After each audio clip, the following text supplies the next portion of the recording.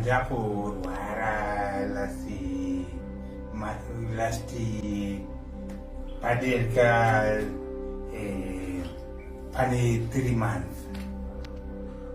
Wairwara nei Maraba? Dumbu ranga rakazvimba ende chikonzero ndakadhifodha matablets anomwiwa nemunhu wese.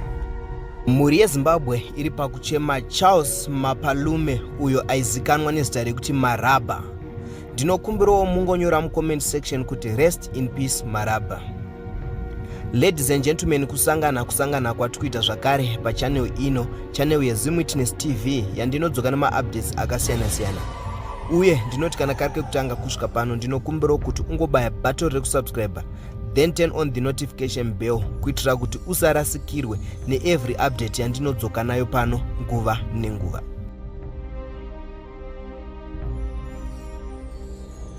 Kufa kwaita Maraba kwarwadza ruzhinji rweZimbabwe zvichitevera kushayikwa kwake muzuva ranhasi 19 April 2025 makuseni na4 am.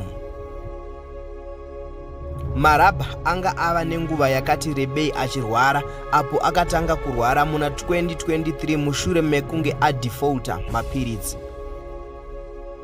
Mukurwara kwakaita Maraba aimbopota achiita zviri nani pano neapo, asi zvakazomukurira for the past 3 weeks apo akaadhimitwa kuHarare Hospital kana kuti kuGomo uko kwaazoshayika ari. Maraba paakatanga kurwara ndipo paakasiyana nemukadzi, zvichireva kuti pese paairwara hapana munhu aikwanisa kunge achimuona. Kurwara kwakaita iko Maraba for the past 3 weeks ari muchipatara. Hapana kana shamwari kana hama yaimushanyira kana kumuigira chikafu kunze kwehanzvadzi yake iyo inonzi yakangouya kuzomuona ka3 chete. Asi mibvunzo yevazhinji inoti ko kapfupi aiva sahwira wacho wepamwoyo waaiekta naye madrama sei aisaenda kunoona mumwe wake ari muchipatara? Zvose izvi hapana anoziva. Izvi zvazobuda mushure mekunge imwe shamwari yaMaraba yaakasangana nayo muchipatara inonzi iyo Prince Ngoni Kelvin yanyora iyo paFacebook payo zvaiitika kuna Maraba ari muchipatara. So Prince Kelvin anyora iye achiti, "It breaks my heart till my soul cry. Maraba is no more. Passed away around 4 am in the morning. We both admitted at Harare Hospital Ward B7. Inini bed 9, iye bed 10. Tese turi kurwara. I'm in pain, he is in pain, but we could have our laughing moments sharing food with him cause iye hapana aiuya nechikafu. So I decided to step up and cover the gap for him cause I felt his pain. When we woke up every morning, he could ask, Sawira wangu tadya here, tikudyei, and we both laugh tiri mumarwadzo imomo.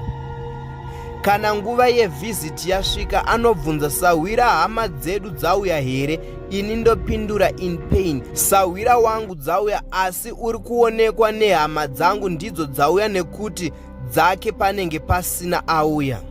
Munhu aiuya ndisisi vacho zvepano neapo due to financial difficulties mu2 weeks muchipatara akauya kanenge ka3, so pese apa manesi ndiwo aimuona, no friends coming, no what food hapana aiuya nayo. It pains me more when pakanzi nemadokta we have discharged him. Ndikatobvunza madokta ndikati mukuda aendeswe kupi necondition yake, haaende kutoilet haasi kudya. Zvakandirwadza sisi vacho come the next morning zvikanzi kuti timutore pari kushayikwa $100. Saka vanga vachitozama kubatsirwa nemasocial workers. Nekurwadziwa mumwoyo ndakaburitsa $20 ndikati sisi endai munowedzera yasara. Nhasi azongomuka akanditi Sawira ndaenda, mumwoyo mangu mune ronda, Mwari dai vandinyaradza ndanga ndawana Sawira muchipatara wandaiti ndikabuda muno ini newe tiri vapenyu uchava munhu wandinoshanyira nguva nenguva? Ndicho chikumbiro chako here paya kuti Sawira nditore piki wandirwadza? Zorora murugare Marabha, asi wandisiyira ronda rakaoma hako pa 2 weeks dzatagara muchipatara tese. In you I found a brother that I loved and care for. As I'm fighting for my life, I won't be able to attend your funeral. Asi wandirwadzisa Sawira wangu.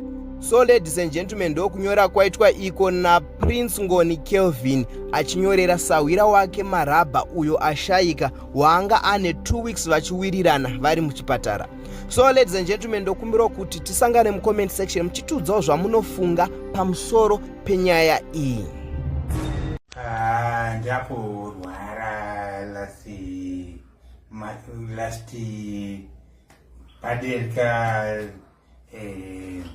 pane 3 months. Wairwara nei Marabha?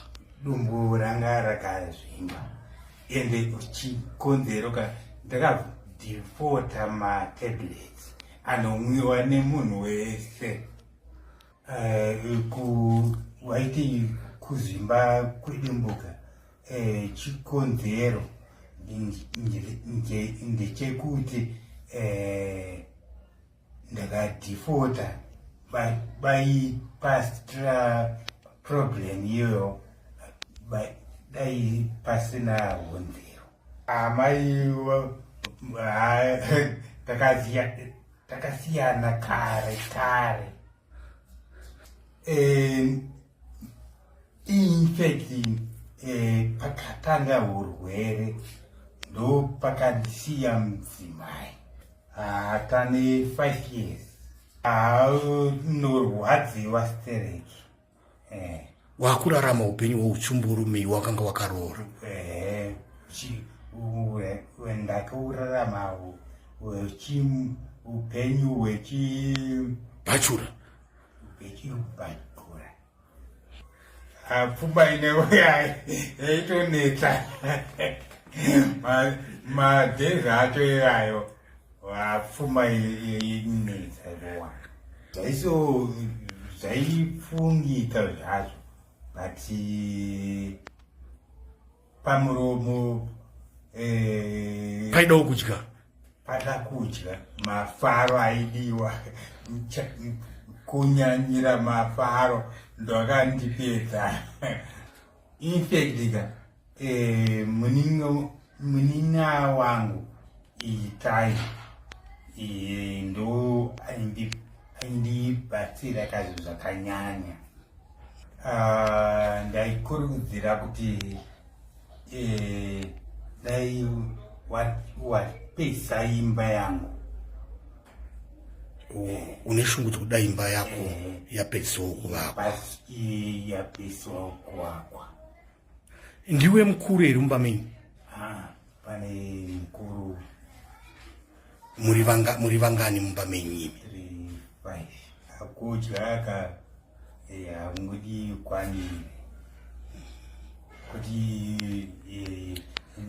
nekuti Itai anenge achidawo zvimwe zvinhu ndozvikundibatsirawo. Kapupi ndakambouya last week. Kutosimba pana pachipatara papa ndakuto body yangu ndakutoibuilda.